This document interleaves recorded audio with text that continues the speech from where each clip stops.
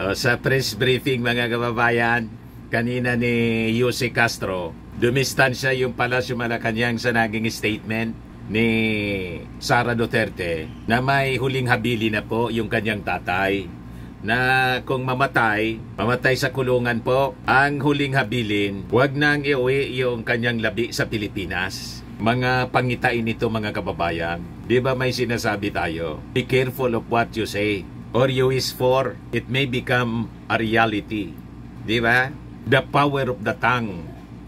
Yan ang lagi nating naririnig. Pero siguro nararamdaman na rin ng dating Pangulong Digong. Kasi sabi nga ni Sara, 80 anyos na siya. Kaya normal na may mga habili na po siya. Lalo't may nararamdaman. Pero sabi, okay naman. Hindi na nga po nagtitake ng mga gamot, yung maintenance medicine niya. Yan ang sabi ni Sara Duterte sa interview sa kanya doon sa The Hague. Pero sabi dito sa balita, yung palasyo, dumistansya sa naging huling habilin ni Digong. Sabi ni Jose Castro sa last twist ni Digong, family matters po yan at pampamilyang usapin po, sa kanila pong desisyon yan. Pakinggan natin mga kababayan yung press briefing kanina at marami pa mga topics na napag-usapan dito. With Maricel Halili, News 5. Magandang tanghali po, Yusek. Ma'am, just a quick comment lamang po dun sa naging pahayag ni Vice President Sara Duterte sa The Hague. She mentioned na nakausap daw niya si FPRRD and meron daw quote-unquote last wish na binigay sa kanya, saying na wag na daw iuwi yung kanyang katawan sa Pilipinas, ipa-cremate na lang daw siya doon at yung ashes na lang ang iuwi. Would you like to comment on that, Yusek? Family matters po yan at pampamilyang usapin. So, sa kanila pong decision yan. Ma'am, on VP Sara lang din po. Meron po kasi siyang recent statement. Sinagot po niya yung sabi ni Presidente na iwasan na yung pamumulitika at magtrabaho na lang. Ang sabi niya, siguro tumingin siya sa salamin, no? Pag sinasabi niya yung stop na ang pamumulitika, kasi sila yung namumulitika. Ang ginagawa lang namin lahat ay sumasagot kami. Baka po may reaction lang po tayo. Tama naman po na ang bawat tao, lalong-lalo na po ang public servant, ay dapat na nanalamin at ina-assess niya yung sarili niya kung siya ba'y nagtatrabaho, namumulitika o nagbabakasyon lang. Ang Pangulong Marcos Jr., alam po niya ang direksyon niya. Alam po niya ang dapat na gawing trabaho at yan po ang pinag-uutos sa lahat ng public servants, lalong-lalo na po sa ilalim ng Executive Department. Ang utos sa amin ay magtrabaho. Iwasan ang pamumulitika. Nakita niyo naman po siguro, kanina lamang po ay pinasinayaan niya ang pagbibigay ng 387 na ambulances para sa mga LGUs natin. Nakita niyo na rin po kung paano siya tumulong na mapaunlad pa ang sektor ng agrikultura. Pati na po ang mga mangingisda ay nakikinabang sa binibigay po na tulong at ayuda ng pamahalaan ni Pangulong Marcos Jr. Hindi po nag-aaksaya ng panahon ng ating Pangulo para tumulong sa taong bayan. Trabaho lamang po talaga ang nasa isip ng ating Pangulo. Sa ngayon po ba ay nasaan si VP Sara o si Pangulong, si Vice Presidente nung yan ay sinabi niya? Nasaan po ba siya ngayon? The Hague. Okay, at ang ating pagkakaalam hanggang kailan po siya doon? Hanggang July 23. So, yun lamang po. Tandaan po natin, ang Pangulo po, aksyon, hindi bakasyon.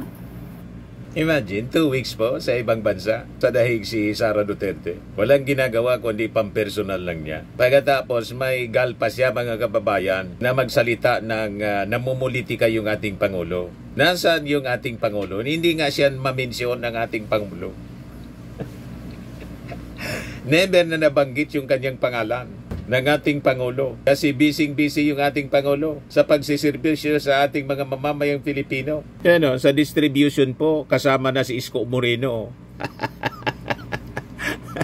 Distribution ng napakaraming, more than 300 na mga ambulances. Buong Pilipinas siya. Ayan, nakita ninyo kung gaano karami yung mga ambulances na dinistribute kanina ng ating Pangulo.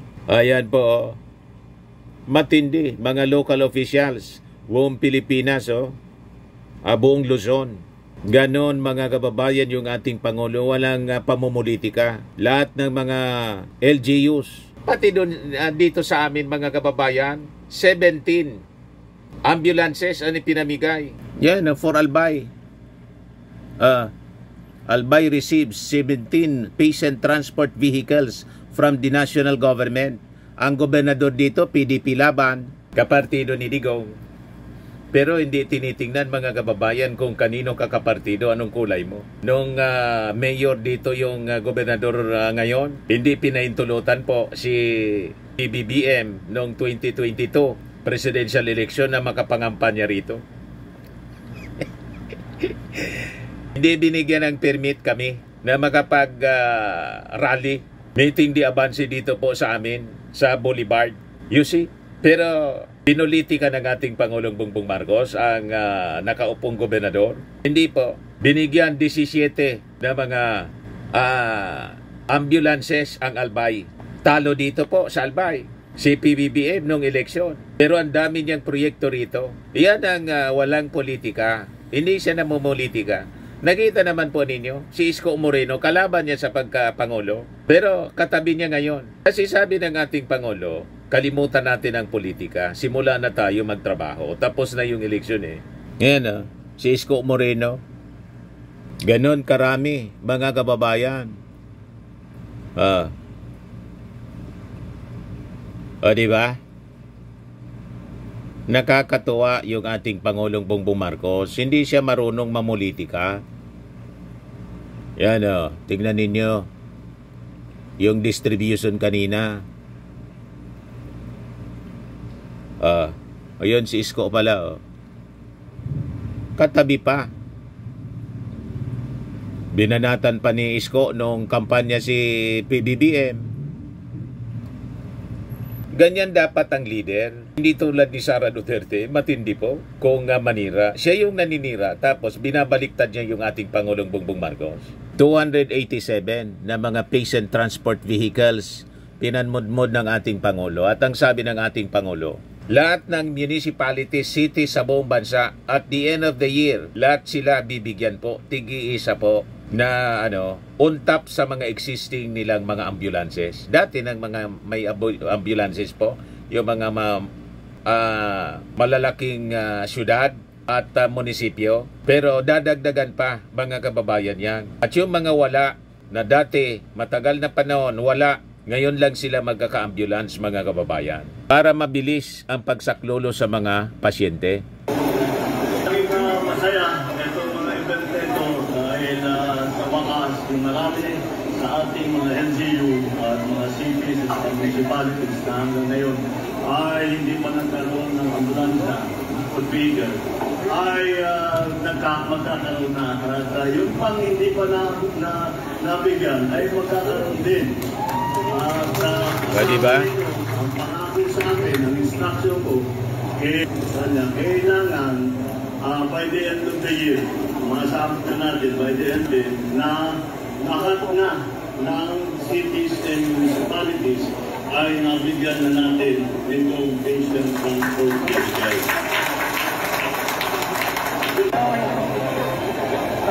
To receive the fee from Bicol Region is Governor Noel Rosal of Albay. Albay, Governor Noel Rosal. PDP laban yan. PDP laban po.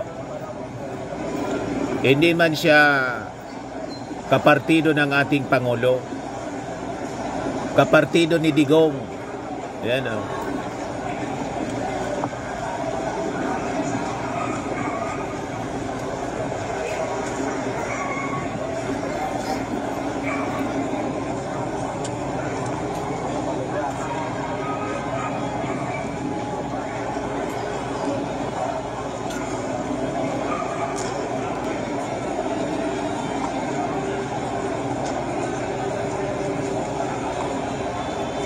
lahat yung brand nyo.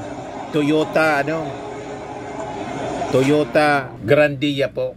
You see? Quality vehicle mga kababayan. Hindi tulad ng mga previous administration, nag-distribute po ng mga patrol cars. Gawa sa India. Mahindra. Disposable po. Panahon ni Pinoy, mga kababayan, project ni Maruhas, disposable car, walang pyesa. You see? Tapos napakamahal pa. Yan po ang problema. Ngayon makikita ninyo, quality cars, Japanese cars, Toyota Grandia. Di ba? Mga kababayan, comfortable mga kababayan, yung ating mga pasyente dyan. Balikan natin si Yusek Castro. Ang sabi niya, sumasagot lang din naman daw po siya sa mga attacks po ng Marcos admin.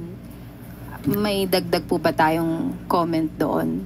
Siguro po mas magandang ma-review po niya yung kanyang mga sinabi. Tandaan po natin, nung inilunsad po yung 20 pesos na bigas, yung po ba ay pag-atake sa Vice Presidente? Pero inatake niya po ang proyekto ito ng Pangulo na 20 pesos si na bigas. Sara namumulitika? At marami pa pong sinabi ang siniraan yung 20 pesos na bigas? Na hindi naman po issue ng Pangulo at ng gobyerno. Thank you, ma'am. Mr. Chavit Singson, sinabi niya po na parang nakalimutan na po siya ng Pangulo after the elections kahit malaki po yung tulong niya dito. Sinagot na rin yung that's the last time pasaring ni Chavit. Marcos po. Sa ngayon po, hindi po natin alam kung nadinig na po ng Pangulo ang mga tinuran po ni Governor Chavit Singson. Pero sa ating pagkakaalam po, ang ating Pangulo naman po ay hindi po siya nakakakalimot. At kahit siya po'y nakalimutan, hindi pa rin makakakalimot ang Pangulo. So, hindi na po siguro sila nagkakausap or busy hindi po lang natin alam. So, hintayin na lang po natin kung ano magiging tugon ng Pangulo. Dahil kung sila naman po ay naging maganda ang pagrelasyon dati, kung meron man po, at yun naman po ang sinabi ni Governor Chavit, wala po tayong magiging negatibong tugon mula sa Pangulo. Tapos si Chavit Singson, di naman kailangan ng tulong. Multi-billionaire na siya.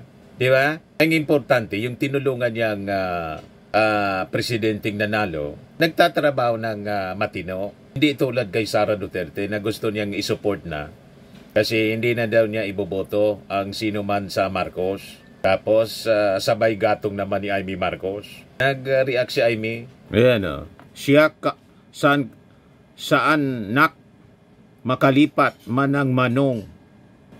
Ang totoo, yang iya ako kay Manong dahil lubos at walang humpay ang kanyang tulong noong 2022. Yang ang sentimiento ng nakararaming Ilocano't loyalista. Sayang na sayang. Tinuruan naman kami ng tatangkong tumanaw ng utang na loob. Basta ako hinding-hindi makakalimot sa mga nagmamahal sa amin. Amy Marcos, reaksyon sa payag ni dating Ilocos Sur Governor Chavit Singson. As usual, nanggatong na naman si Amy Marcos. O diba? Magkakakampi sila, mga kababayan. Sabi ko nga, sa personal analysis natin, alam naman natin ang background ni Chavit Singson, yung mga hanap buhay nito. Kaya siguro dumistansya. Maintindihan natin yung ating Pangulo kung dumistansya. Diba? Yung mga tulad po ni Chavit, taga ni Atong Ang, mahilig yan mag-support ng mga politiko, lalo yung mga winnable. Kasi siyempre, alam nila pag nakaupo, siguro may mga favors na hinihingi at hindi na pagbigyan. Ganun naman talaga po. Kaya lang sabi ng ating Pangulong Bongbong Marcos, mahal ko naman niya yung aking mga kaibigan. Kaya lang dapat niya, parehas yung direksyon. Pag hindi ka niya makatulong, umalis ka na lang niya sa aking daanan. Iwan ko kung kasama doon si Chavit Singson. Hindi natin alam kasi sa reaksyon ni Yusek Castro, yun nga po, yung ating Pangulo wala pa man reaksyon kung ano yung masasabi niya dito sa naging payag ni Chavit. Kung meron man po, at yun naman po ang sinabi ni Governor Chavit, wala po tayong magiging negatibong tugon mula sa Pangulo.